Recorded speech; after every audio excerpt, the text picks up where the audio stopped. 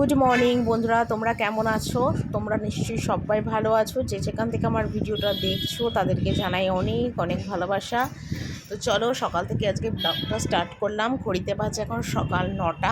কিন্তু তার আগে কিন্তু আমার ঘুম থেকে উঠে যেই কাজগুলো করার, মানে বাসন মাজা, ঘর মোছা, কাপড় কাচা, এগুলো কিন্তু আমার সব কমপ্লিট করে একদম স্নান করে মাকে ধূপকাঠি সিঁদুর পরিয়ে মাকে নমস্কার করে তারপর চলে এলাম সোজা নিচে এসেই দেখো আমি এখানে টেবিলটা মুছি, যেটা আমার রোজ সকালে উঠে প্রধান কাজ। যদিও আমার টেবিল পরিষ্কার থাকে, কিন্তু যেহেতু সারা রাত টেবিলটা খোলা থাকে, কত রকমের পোকা মাকড় কত কিছু টেবিলের মধ্যে হাঁটাচলা করতে পারে, তো তার জন্য আমি টেবিলটা রোজ সকালবেলাতেই মুছি।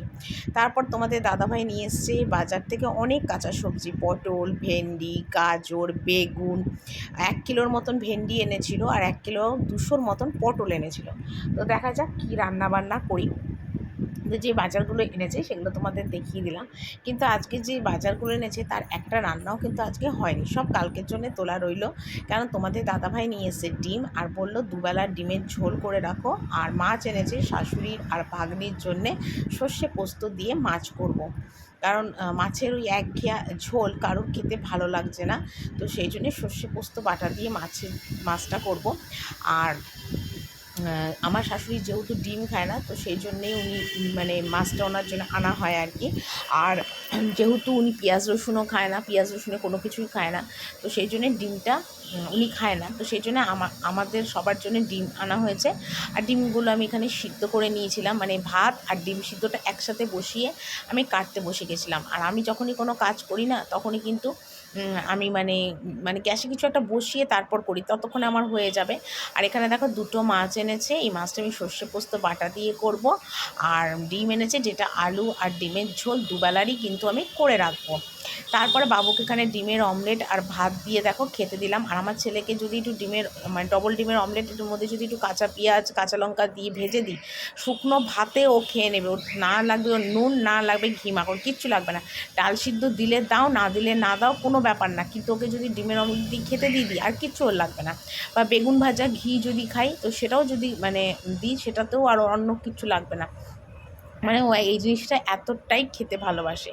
তো যাই হোক, এখানে দেখো সর্ষে পোস্তটা মিক্সিতে বেটে নিয়েছিলাম, আর এটার মধ্যে গোটা কাঁচা লঙ্কা দিয়েছিলাম, আর কিছুই দিইনি, প্লেন একদম।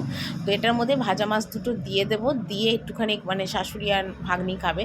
কারণ এই রান্নাটা না আমার ভাগ্নি আমার হাতে আবার খুব ভালো খায়, তো সেই জন্যে বলেছে মামি আমাকে এরকমভাবে করে দাও, আমি খাবো। ওর ডাল সিদ্ধ দিয়েই সবসময় খায়, এখন ভালো লাগছে না ডাল সিদ্ধ খেতে, তো সেই জন্য এরকমভাবে বানাচ্ছি আর কি, যাতে মানে শুকনো ভাতেও কিন্তু এই জিনিসটা খেতে কিন্তু বেশ ভালো লাগে। আমার তো ভীষণ ভালো লাগে সর্ষে পোস্ত বাটা দিয়ে মাছ, পেঁয়াজ রসুনের রান্নাও আমার ভালো লাগে না। যদি এরকম দিয়ে গরম ভাত আমি খাই আর কাঁচা লঙ্কা ডলে ঝাল ঝাল করে, তাহলে আর কোনো কিছু লাগে না। তবে একটু ঝোল ঝোল রেখেছিলাম, যেহেতু একটা পদ দিয়ে খাওয়া, তো সেই কারণের জন্যে। আর এদিকে দেখো ডিমের আলুগুলো ভেজে তুললাম, তারপর ডিমগুলো ভাজবো। ডিমগুলোকে না আগে থেকে আমি নুন হলুদ মাখিয়ে রেখেছি। আগে থেকে ডিমে নুন হলুদ মাখিয়ে রাখলে না ডিমের কালারটা কিন্তু খুব সুন্দর আসে, লাল লাল কালার আসে, মনে হবে কি তুমি লঙ্কা দিয়ে ডিম ভাজছো, এরকম কালার আসে। তো যাই হোক, ডিমগুলোকে এখানে দেখো ভালো করে ভেজে নিচ্ছি। ভেজে নিয়ে তারপরে ডিমের ঝোলগুলো আর ডিমের ঝোলটা আর কি করবো ভালো করে আর কি। দুবেলারই আজকে ডিমের ঝোল করে রাখবো, কারণ একবেলার করবো না, কারণ বেশি ডিম এনেছে যেহেতু, তো সেই জন্য ভাবলাম যে না, দুবেলারই ডিমের ঝোলটা করে রাখি। তো এখানে ডিমের ঝোলটার জন্য দেখো ভালো করে মশলাটা কষালাম।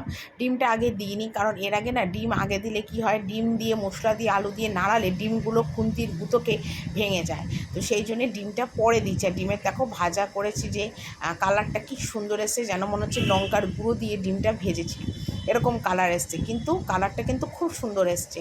আর আজকে ডিমের ঝোলটা যখন আমি রান্না করছিলাম, যেন মনে হচ্ছে আমি মটন কষা রান্না করছি, এত সুন্দর স্মেল মানে বেরোচ্ছিল। মানে যে কেউ মানে ভাববে কি যে আমি বোধহয় বাড়িতে মটন রান্না করছি, কিন্তু আদৌ কিন্তু না, ডিম রান্না করছি।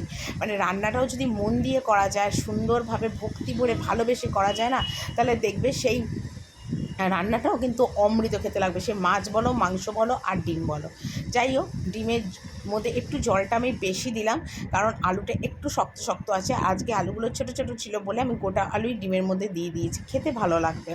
তারপরে এখানে দেখো পরিমাণ মতন জল দিলাম, দিয়ে এটা ভালো করে ফুটবে। নুন মিষ্টি তো দেওয়াই রয়েছে। ফোটার পর যদি মনে হয় যে একটু কম নুন বা কম মিষ্টি কম মনে হয়, তখন ওর মধ্যে একটু নুন মিষ্টি আমি দিয়ে দেবো। আপাতত এটা কারণ ফুটুক, তো ফুটতে ফুটতে আমি আমার বাকি কাজগুলো রোজকারের মতন সেরে নিই। তো সকালবেলা মেজেছিলাম প্রচুর বাসন, সেগুলোকেই এখন আবার একটু গুছোচ্ছি।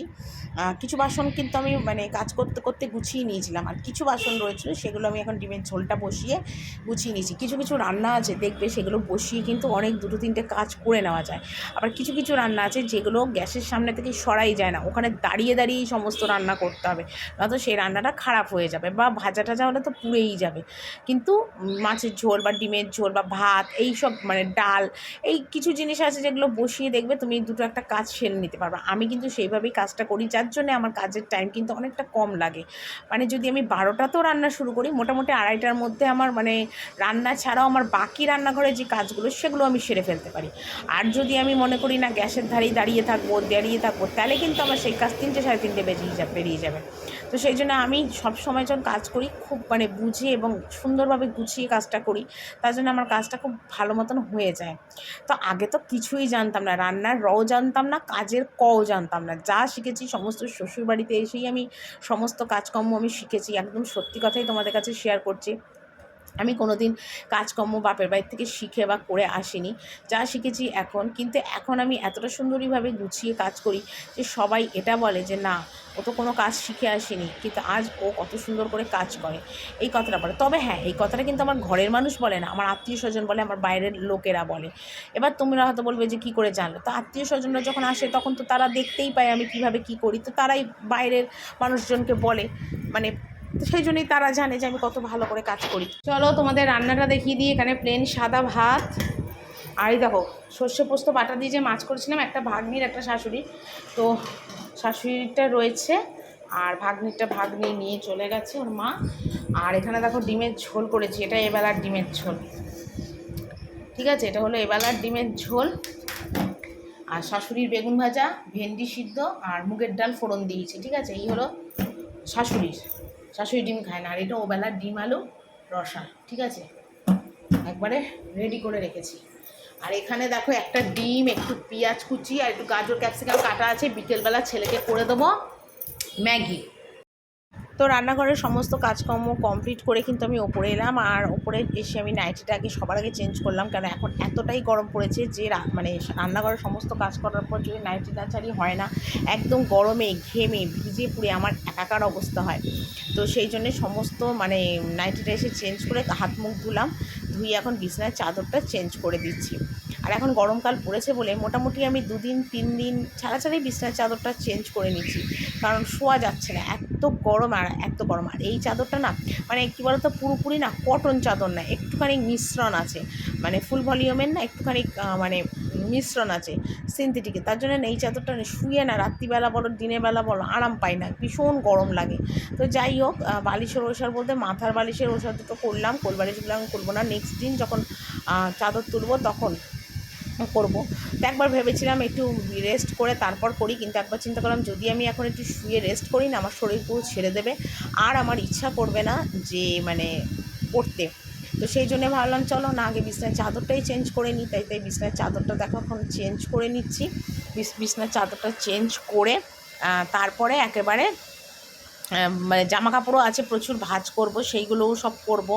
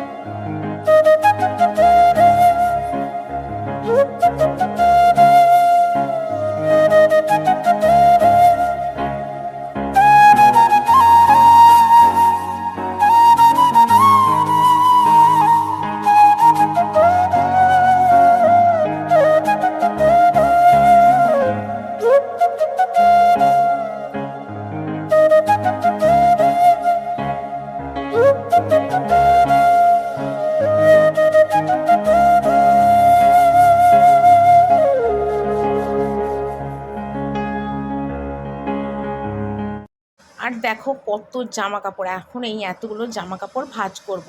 অ্যাকচুয়ালি কী বলো তো, রোজই কিন্তু আমি কাচা ধোয়া করি, কিন্তু রোজকারের জামা কাপড় না রোজ আমার কাচা মানে ভাঁজ করা হয় না। এবার সেটা 2-3 দিনের জমে যায়, আর তখনই আমার এত জামা কাপড় বেরিয়ে যায় মানে ভাঁজ করার জন্যে।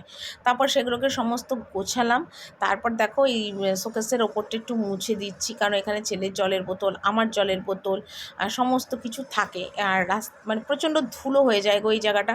তো সেই জন্য এই জায়গাগুলো পরিষ্কার করছি। আর যখন এগুলো পরিষ্কার করি না, আমার মার কথা খুব মনে পড়ে। আমার মা যখন আমার বাড়িতে আসে আর কি, মানে আসে না তো 2 বছর হয়ে গেছে, তো আসে না, তো যখন মানে আসতো আর কি, তখন মা না এই শোকেসের ওপর, শোকেসের ভিতরগুলো জামা কাপড় ভাঁজ করা এইগুলো আমার মা করতো। আর আমার মা না জামা কাপড় ভাঁজ খুব সুন্দর করতো, মানে এত পাটে পাটে সুন্দর সুন্দর জামা কাপড় ভাঁজ করে আমার মা, কি বলবো। যখন আমি বাড়ি যাই না, তখনও মা এরম ভাঁজ করে, এত সুন্দর পাটে পাটে ভাঁজ করে, যেটা না আমি আজও পর্যন্ত শিখলাম না। তাই ভাবি যে মাদের মতনই যে মেয়েরা হবে, এটার কিন্তু কোনো মানে নেই। সব সময় যে মায়েদের মতন মেয়েরা জানবে শিখবে সেটা নয়, অনেক সময় মানে একটু অন্যরকমও হয়। তো মার সব কিছু গুণ কিন্তু আমি পাইনি, তবে আমি যেগুলো করতে পারি সেগুলো আমার মা কিন্তু পারবে না করতে। আর আমি কিন্তু সবসময় মনের জোর অনেক আমার বেশি, আমি যেটা ভাবি করব তো আমি করব, এরম ধরনের আমি। তো যাই হোক, এইসব করতে করতে বিকেল ওই সন্ধে হয়ে গেল। তো আর কন্টিনিউ আর ভিডিও করতে পারিনি, রেস্ট করছিলাম, কিছু ভিডিও এডিটিং ছিল সেগুলো করলাম। আর বিকেলবেলা আজকে করে দিচ্ছি ছেলেকে একটু ম্যাগি, অন্য সময় তো ডিম দিয়ে চাউমিন করে দিই বা পাস্তা করে দিই, তো আজকে একটু নতুনত্ব বাবুকে করে দেওয়ার চেষ্টা করলাম। তো খেতে কিন্তু খুব ভালো হয়েছিল। আর এখানে আগে থেকে তো গাজর কুচি, ক্যাপসিকাম কুচি, পেঁয়াজ কুচি রেডি করে রেখেছিলাম। আর এটাকে এখন একটুখানি ভেজে নিচ্ছি, ভেজে নিয়ে তারপরে ম্যাগিটার মধ্যে দিলাম, আর ম্যাগি মশলা দিলাম, টমেটো সস দিলাম, কাঁচা লঙ্কা কুচি দিলাম।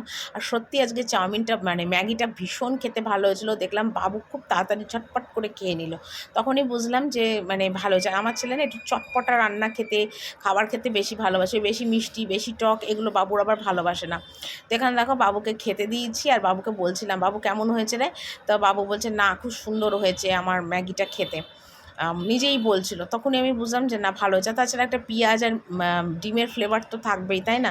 তো সেই রান্নাটা ভালোই হবে। তো যাই হোক, এই হলো সন্ধ্যেবেলা খাওয়া দাওয়া। তো তারপর তোমাদের দাদাভাই দোকান থেকে আসার সময় মানে মুদিখানার যত জিনিস সব কিছু নিয়ে এসছে, আর এনে ওর মাকে দেখাচ্ছিল ওর মার ঘরেতে। আর যখনই কোনো জিনিস আনে ওর মার ঘরেতেই ও সব কিছু দেখায়। তো তারপর আমি নিচে নিয়ে সব গুছিয়ে রাখি। তো চলো আজকের ভিডিওটা এইটুকুনি থাক, কালকে একটা নেক্সট ভিডিওতে দেখাবে। সবাই